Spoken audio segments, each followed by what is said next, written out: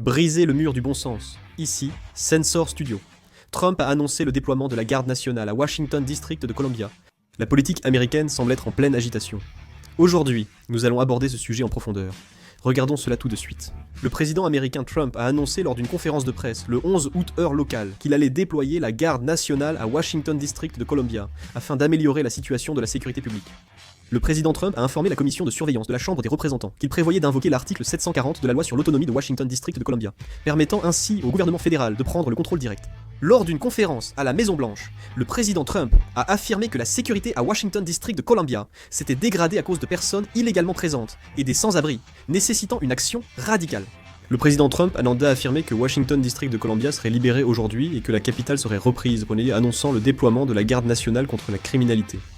Le président Trump a déclaré que la garde nationale n'était pas encore déployée à Washington District de Columbia, mais que 800 gardes et 500 agents fédéraux seraient démobilisés pour la sécurité. Il a aussi annoncé que la police de Washington District de Columbia serait placée sous contrôle fédéral. Trump a annoncé que la gestion de la police de Washington District de Columbia serait désormais confiée au ministre de la Justice, Pete Bondi. Le ministre de la Défense, Pete Hegseth, a annoncé que la garde nationale de Washington District de Columbia serait placée une semaine sous le commandement du ministre de l'Armée, Dan Driscoll, et qu'une unité spéciale pourrait aussi être mobilisée.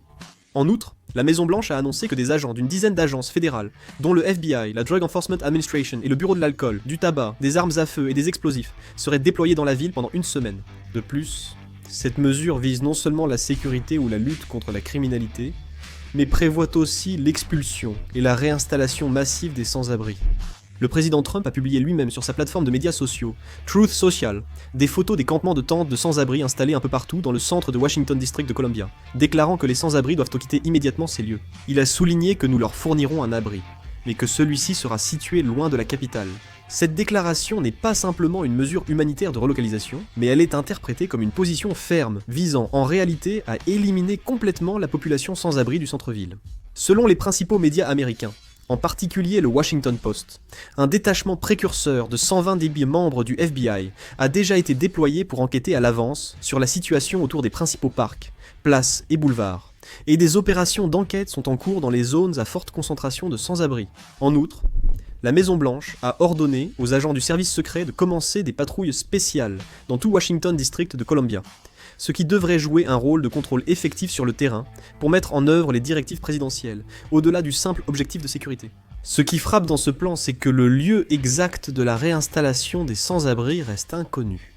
Les organisations de défense des droits de l'homme et l'opposition expriment leurs inquiétudes, craignant qu'il ne s'agisse en réalité de pousser les sans-abri dans des camps de détention ou des zones d'isolement. Si l'on considère les précédents, où dans certaines grandes villes américaines, des politiques de relocalisation des sans-abri en périphérie ont été tentées, ces mesures ont certes amélioré l'environnement urbain à court terme, mais à long terme, elles ont entraîné une baisse du taux de réinsertion sociale et un isolement accru des populations défavorisées.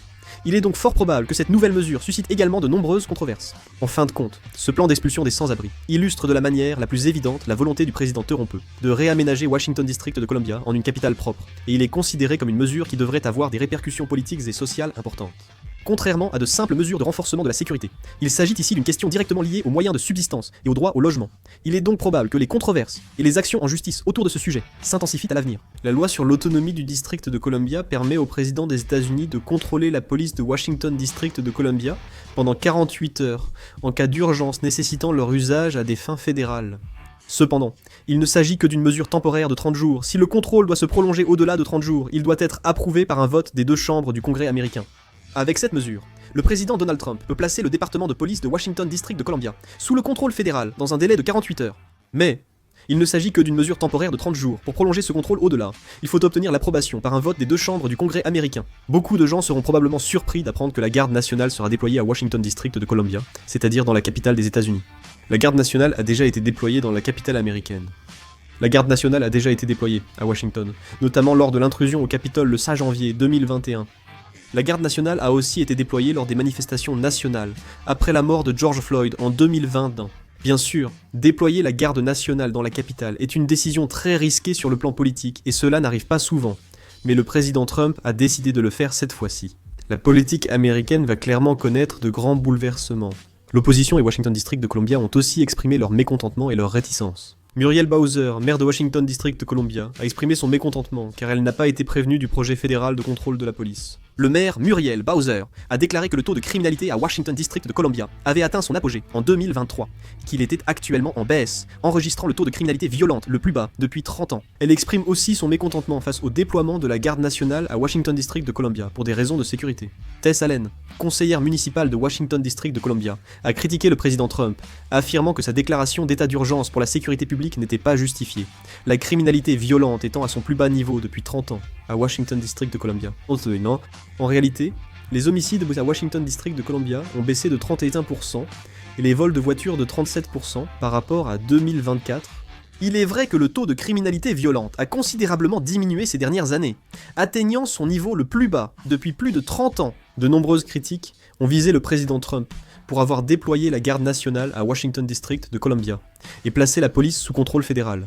La raison principale est le manque de justification. Pourquoi Trump agit-il ainsi? Cela semble lié aux événements récents. Le 3 août, le président Trump a évoqué un incident où Edward Corestine, un fonctionnaire du bureau de l'efficacité gouvernementale de l'administration américaine, a été agressé par 10 adolescents à Washington District de Columbia alors qu'il tentait d'arrêter un voleur. À ce moment-là, Trump a affirmé sur Truth Social que la criminalité à Washington District de Columbia était incontrôlable. Il a dit que des gangs attaquèrent des citoyens innocents au hasard, les volaient, blessaient gravement et leur tiraient dessus. Cette personne, Edward Corestine, a travaillé comme conseiller principal dans plusieurs départements, y compris en tant que conseiller en technologie de technologie de l'information au département d'État, ainsi qu'au département de la sécurité intérieure et à l'Agence fédérale de gestion des urgences. Il semble qu'il ait ressenti un grand mécontentement à ce sujet et qu'il ait pris des mesures d'aide drastiques. Il semble aussi qu'il ait une autre intention cachée.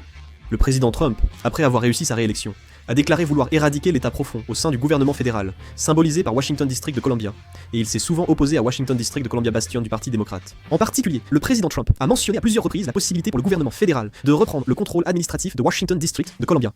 Aux États-Unis, le Congrès fédéral détient le pouvoir d'approuver le budget de Washington District de Columbia, et le gouvernement fédéral exerce son autorité administrative sur la ville. Washington District de Columbia bénéficie d'une autonomie limitée selon la loi.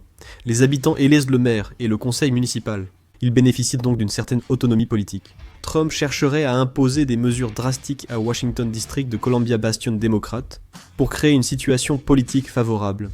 Washington District de Columbia est-il un bastion démocrate? Washington District de Columbia, qui compte 700 000 habitants, a enregistré un taux de vote républicain de 4% lors de l'élection présidentielle de 2016 et de 7% lors de la dernière élection présidentielle de 2024.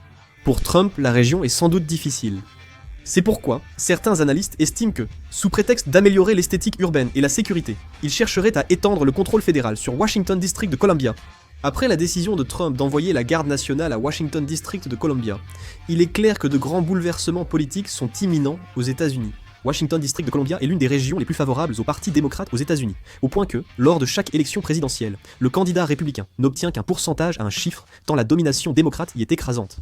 Dans ce contexte politique, la volonté du président de contrôler la police et la sécurité de la capitale provoque une vive opposition du camp démocrate. La maire Muriel Bowser et le conseil démocrate de Washington District de Columbia dénoncent un abus de pouvoir présidentiel et une atteinte à l'autonomie locale. Ils préparent une demande d'injonction d'urgence et une action en justice au tribunal fédéral. De son côté, le gouvernement fédéral maintient que cette mesure est entièrement légale sur le plan juridique, en invoquant la sécurité publique et la gestion des situations d'urgence comme fondement. Outre l'affrontement politique, de grands rassemblements et manifestations sont attendus à Washington District de Columbia. Il est fort probable que le Parti démocrate, les forces progressistes, les organisations citoyennes et les groupes de défense des droits de l'homme organisent diverses formes de résistance, telles que des mouvements de désobéissance civile et des sit-ins, en comparant le déploiement de la garde nationale dans la capitale à une occupation militaire. En particulier, si des mesures d'expulsion des sans-abri sont prises en parallèle, cela pourrait alimenter la controverse sur les violations des droits de l'homme et amener les médias internationaux, ainsi que les organisations de défense des droits de l'homme étrangères, à rejoindre les rangs des critiques. Les électeurs conservateurs et les groupes axés sur la sécurité verront cette mesure comme un signe de leadership fort et la soutiendront, accentuant la polarisation de l'opinion publique américaine. Il faut surtout noter que cette mesure pourrait ne pas concerner uniquement Washington District de Columbia.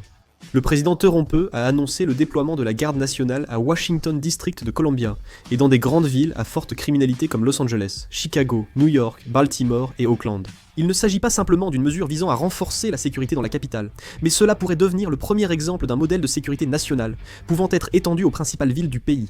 Si la garde nationale est effectivement déployée simultanément dans plusieurs grandes villes, l'affrontement avec les maires démocrates de chaque ville pourrait s'intensifier, et le conflit de compétences entre les gouvernements municipaux et le gouvernement fédéral pourrait se propager à l'échelle nationale. Cela risque fort de dépasser le simple conflit politique d'une région, et de provoquer une onde de choc majeure qui ébranlerait l'ordre politique et social à travers tous les États-Unis. Au final, cette situation sera probablement retenue comme un événement politique majeur qui met à l'épreuve non seulement la politique de sécurité publique, mais aussi l'étendue des pouvoirs présidentiels, les principes du fédéralisme et les limites de l'autonomie locale. À court terme, des batailles judiciaires, votes au Congrès et manifestations sont attendus. À plus long terme, certains analystes pensent que cela pourrait transformer la structure politique et l'équilibre des pouvoirs aux États-Unis. Que pensez-vous de la déclaration du président Trump concernant le déploiement de la garde nationale à Washington District de Columbia? N'hésitez pas à laisser vos avis dans les commentaires. C'est tout pour cette vidéo, merci beaucoup.